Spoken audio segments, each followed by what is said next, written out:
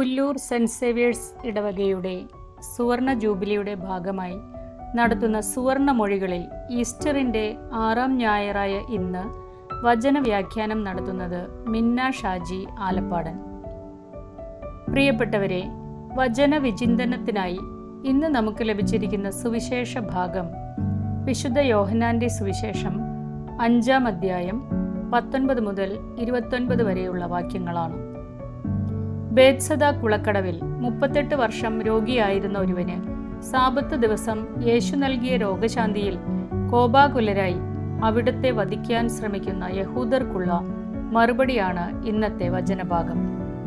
ഈ വചനഭാഗത്തിൽ പ്രധാനമായും പുത്രന്റെ അധികാരവും നിത്യജീവൻ എങ്ങനെ കൈവരിക്കാമെന്നും അവസാന വിധിയെപ്പറ്റിയും പ്രതിപാദിക്കുന്നു.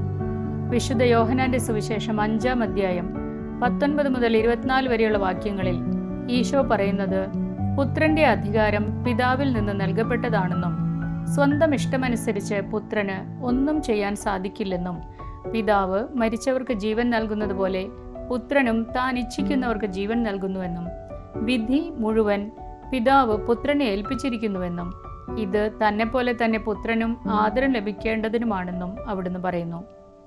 ഈ വാക്യങ്ങളിലൂടെ പിതൃപുത്ര ബന്ധത്തിന്റെ ഐക്യവും വിധേയത്വവും ആദരവും നമുക്ക് മനസ്സിലാക്കാം. ഈശോ ചെയ്യുന്നതെല്ലാം പിതാവായ ദൈവം ചെയ്യുന്നത് തന്നെയാണ്.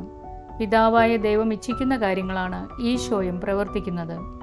സാബത്ത് ദിവസം എന്തുകൊണ്ട് രോഗശാന്തി നൽകിയെന്നും എന്തുകൊണ്ടാണ് ദൈവത്തെ തൻ്റെ പിതാവെന്ന് വിളിച്ചതെന്നുമുള്ള യഹൂദരുടെ സംശയങ്ങൾക്ക് ഈശോ ഇതിലൂടെ മറുപടി നൽകി. നിയമത്തെ മാത്രം മുറുകെ പിടിച്ച് അതിലെ ദൈവേച്ഛയെ നഷ്ടപ്പെടുത്തുന്ന യഹൂദരുടെ ചിന്താഗതിയെ തിരുത്തുകയാണ് ഈശോ ഇവിടെ ചെയ്യുന്നത്. ഈ വാക്യങ്ങളുടെ പ്രസക്തി നമ്മുടെ കുടുംബ ബന്ധങ്ങളിലേക്ക് പ്രതിഫലിപ്പിക്കുമ്പോൾ പിതൃപുത്ര ബന്ധങ്ങൾ പരസ്പരം ബഹുമാനിക്കുന്നതും ആദരിക്കുന്നതും വിധേയത്വമുള്ളതും ഐക്യമുള്ളതുമായിരിക്കണമെന്നും നമുക്ക് മനസ്സിലാക്കാം. പിതാവും പുത്രനും ഏകമായിരിക്കണമെന്നും നമുക്കറിയാൻ സാധിക്കുന്നു. 24-ാം വാക്യം മുതൽ നിത്യജീവനെ സംബന്ധിച്ചാണ് ഈശോ പറയുന്നത്. ഭൂമിയിലെ ഈ നശ്വര ജീവിതത്തിനപ്പുറം നിത്യമായൊരു ജീവിതം നമുക്കുണ്ടെന്ന് നമുക്കറിയാം. അത് ലഭ്യമാകാൻ നാം എന്ത് ചെയ്യണമെന്നാണ് ഈശോ നമ്മോട് പറയുന്നത്. 2 കാര്യങ്ങളാണ് അവിടുന്ന് പറയുന്നത്. 1, ഈശോയുടെ വചനം കേൾക്കുക. 2, ഈശോയെ അയച്ചവനെ വിശ്വസിക്കുക. ഈ കാര്യങ്ങൾ പാലിക്കുന്നവന് നിത്യജീവനുണ്ട്, അവന് ശിക്ഷാവിധി ഉണ്ടായിരിക്കുകയില്ല എന്ന വാഗ്ദാനമാണ് അവിടുന്ന് നൽകുന്നത്. നമുക്കറിയാം, ദൈവത്തിൽ നിന്ന് നമ്മെ അകറ്റുന്നത് പാപമാണ്. ആദ്യ മാതാപിതാക്കളുടെ പാപം മൂലം പറുദീസ നഷ്ടപ്പെട്ട മനുഷ്യവർഗത്തിന് നിത്യജീവനിലേക്ക് പ്രവേശിക്കാനുള്ള കുറുക്കുവഴിയാണ് ഈശോ നമുക്ക് പറഞ്ഞു തരുന്നത്. മനുഷ്യന്റെ ദുരിതങ്ങൾ പൂർണ്ണമായി ഒപ്പിയെടുക്കാൻ അവിടുന്ന് നശ്വരമായ ശരീരത്തിന്റെ കുപ്പായം ധരിച്ച് ദരിദ്രരിൽ ദരിദ്രനായി ജനിച്ച് മാതാപിതാക്കൾക്ക് വിധേയനായി സമൂഹത്തിന് നേരായ വഴി പറഞ്ഞുകൊടുത്ത് സകല മനുഷ്യരുടെയും പാപങ്ങൾക്ക് പരിഹാര ബലിയായി കുരിശുമരണം വരിച്ചു. കുരിശുമരണത്തോളം താഴുമ്പോഴാണ് ഉത്ഥാനം സാധ്യമാകുന്നതെന്ന് സ്വന്തം ജീവിതത്താൽ അവിടുന്ന് നമ്മെ പഠിപ്പിച്ചു. നന്മയാൽ പോഷണം ചെയ്യപ്പെടുന്ന ആത്മാവും തിന്മയിലേക്ക് ചായുന്ന ശരീരവും ചേർന്ന ഒരു സംയുക്തമായാണ് ഓരോ മനുഷ്യനും ഭൂമിയിൽ പിറന്നു വീഴുന്നത്. പരസ്പര വിരുദ്ധമായ ഈ കൂട്ടുകെട്ടുമായി എങ്ങനെ ജീവിക്കണമെന്നറിയാതെ ധർമ്മസങ്കടത്തിൽ നിൽക്കുന്ന മനുഷ്യന് ഏത് വഴിത്താരയിലൂടെ തിരിയണമെന്ന് കൃത്യമായ ചൂണ്ടുപലകകളാണ് ഈശോയുടെ വാക്കുകൾ. 27-ാം വാക്യം മുതൽ അവസാന വിധിയെ സംബന്ധിച്ചാണ് ഈശോ പറയുന്നത്.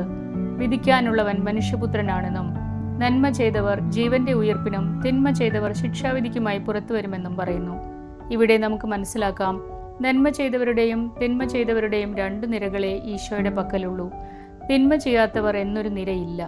അതുകൊണ്ട് നന്മ ചെയ്യാത്തവരെല്ലാം 2-ാം നിരയിലേക്ക് തള്ളപ്പെടാം. അപ്പോൾ നന്മ ചെയ്യേണ്ടത് നിത്യജീവൻ പ്രാപിക്കാൻ വേണ്ട പ്രധാന ഘടകമാണ്.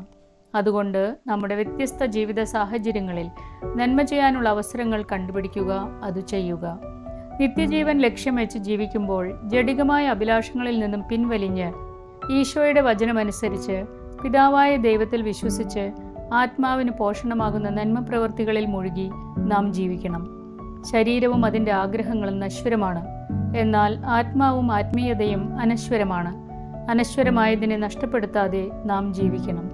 ക്രിസ്തുവിൻ്റേത് അഥവാ ക്രിസ്തുവിൻ്റെ അനുഗാമി എന്നർത്ഥം വരുന്ന ക്രിസ്ത്യാനി എന്ന വാക്കിനെ അർത്ഥവത്താക്കുന്നതാകട്ടെ നമ്മുടെ ഓരോരുത്തരുടെയും ജീവിതം. അതിനുവേണ്ട അനുഗ്രഹം ദൈവത്തിൽ നിന്ന് നമുക്കേവർക്കും സമൃദ്ധമായി ലഭിക്കട്ടെ.